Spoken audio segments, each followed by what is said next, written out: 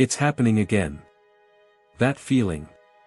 You've probably felt it before, but never named it. December arrives, and with it comes something heavier than holiday music and fake cheer. It's not depression. It's not burnout. It's something quieter. More patient. It waits until you're alone with your thoughts, scrolling through photos from January, wondering where the year went. Wondering if you actually lived it, or just survived it. There's a specific kind of anxiety that blooms at the end of the year. And almost no one talks about it. Until now. Let me tell you about Sarah. 34 years old. Marketing director. On paper, her year was fine. Good, even. No disasters. No tragedies. But when December hit, she found herself crying in her car before work. Not because something was wrong. But because nothing felt right either. She described it as a weight made of questions. Did I waste this year? Did I become who I said I would? Am I further behind than I thought? These aren't the questions therapists usually prepare you for. Because they don't sound urgent. They sound quiet. And that's what makes them dangerous. Here's what nobody tells you about the end of the year. It's not just a calendar date. It's a mirror. And mirrors don't lie. Every January, we make promises. We'll change. We'll grow. We'll finally become the person we know we can be. But December forces us to look back. And sometimes, we don't recognize who's staring back. The anxiety isn't about failure.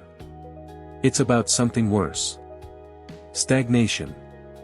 The creeping horror that maybe, just maybe, we're not moving forward at all. We're just, here. Older. But not wiser. Busier. But not fulfilled. There's a psychological phenomenon called temporal landmarks. Researchers discovered that humans use certain dates as mental bookends. New Year's. Birthdays. Anniversaries. These dates trigger something called the fresh start effect. We evaluate our lives. We measure progress. But here's the dark part.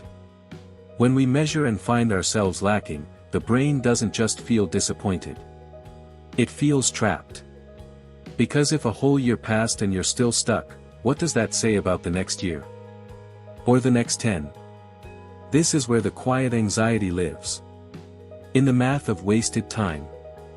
I want you to think about something for a moment. How many times this year did you say, "I'll start Monday"?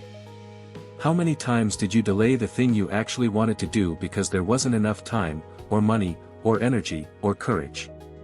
Now multiply that by 52 weeks. That's not laziness. That's not procrastination. That's a pattern. And patterns, when left unexamined, become prisons.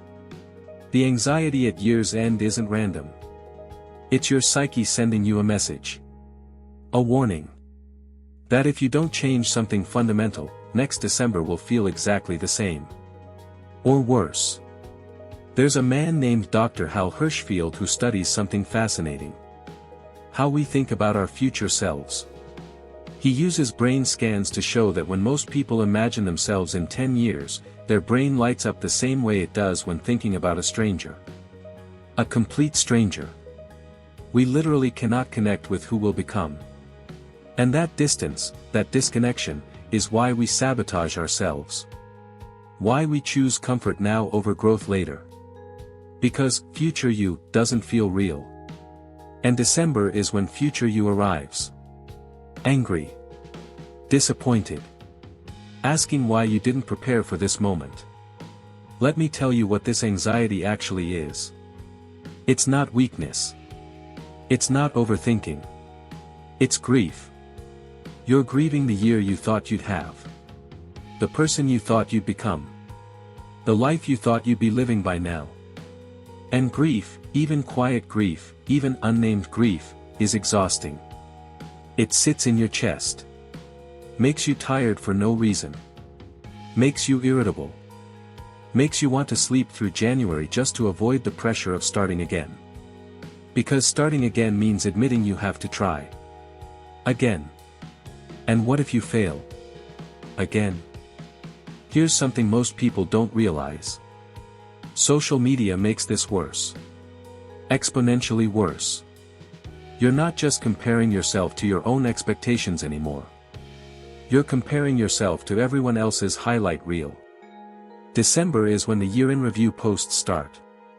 The engagement announcements. The promotion celebrations. The vacation montages. And even if you know, intellectually, that it's all curated, your brain doesn't care. Your brain just sees evidence that everyone else figured it out. Everyone else is winning. And you're still here. Still struggling. Still pretending you're fine.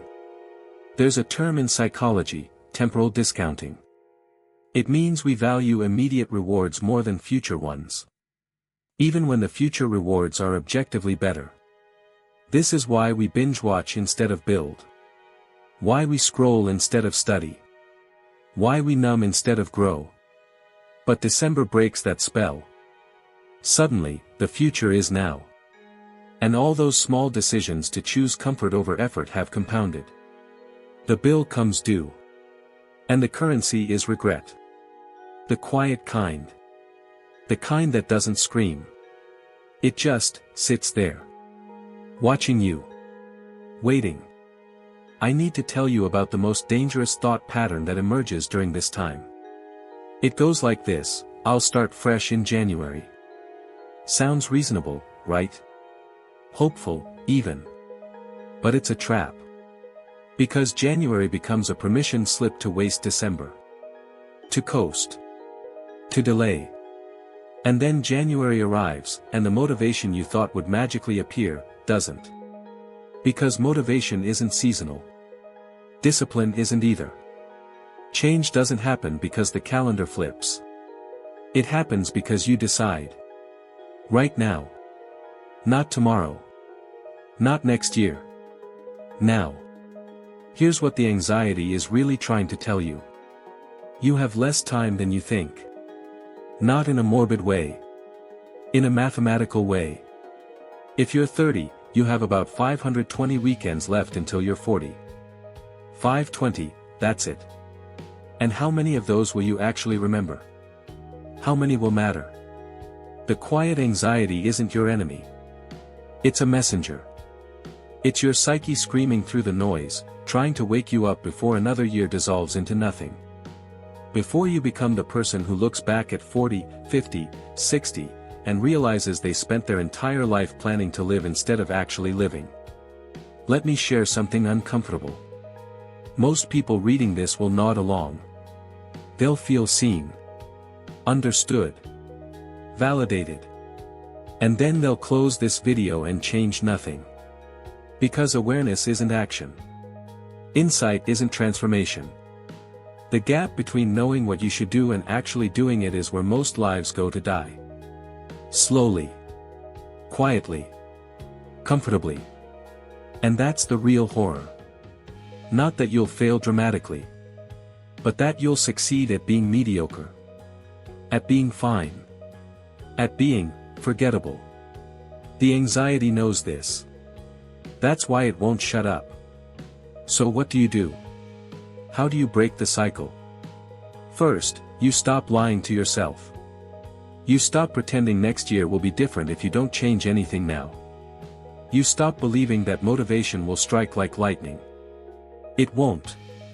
Second, you get specific. Not, I want to be healthier. But, I will walk 20 minutes every day at 7 a.m. Not, I want to be more creative. But, I will write 500 words every morning before checking my phone. Vague goals are fantasy. Specific actions are reality. And reality is the only place change happens. Third, you need to understand something about identity. You are not your past. You are not your failures. You are not the sum of every time you gave up or fell short. You are what you do next. That's it. Every moment is a chance to become someone different. someone better. But you have to claim it. Actively. Consciously. The version of you that exists right now was built by thousands of tiny decisions. And the version of you that will exist next December is being built right now. By what you choose to do today. This hour. This moment. Here's the truth that no one wants to hear. You're going to die. Maybe in 50 years.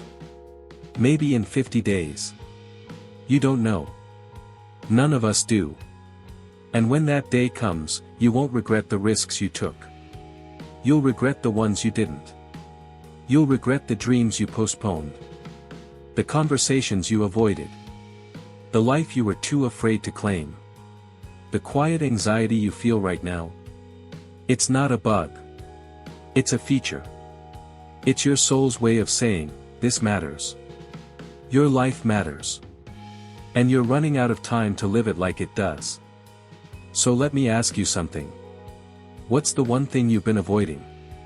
The thing that, if you did it, would change everything? Maybe it's ending a relationship that's been dead for years. Maybe it's starting the business you've been planning forever. Maybe it's finally admitting you need help. Whatever it is, you know what it is. And the reason you haven't done it yet isn't because you can't. It's because you're afraid. Afraid of failing. Afraid of succeeding. Afraid of what it means to stop hiding and start becoming. But fear is just a story. And you can write a different one. December will end. January will come. The cycle will continue. But you don't have to. You can step off the wheel. Right now. Not perfectly. Not dramatically. Just, differently. One decision. One action. One moment of courage. That's all it takes to change the trajectory. To look back next year and actually see progress. Growth. Evidence that you were here. That you mattered. That you didn't waste it. The quiet anxiety will fade. But only if you listen to what it's trying to tell you. Only if you stop running. And start living. There's a quote I think about often. The best time to plant a tree was 20 years ago. The second best time is now. You can't change the past. You can't reclaim the time you lost. But you can decide what happens next. And that decision, that single choice to stop drifting and start steering, is the most powerful thing you'll ever do. Not because it's easy. But because it's yours. The anxiety you feel isn't a flaw. It's a gift. A wake-up call. A chance to become who you've always known you could be. If you're brave enough to try.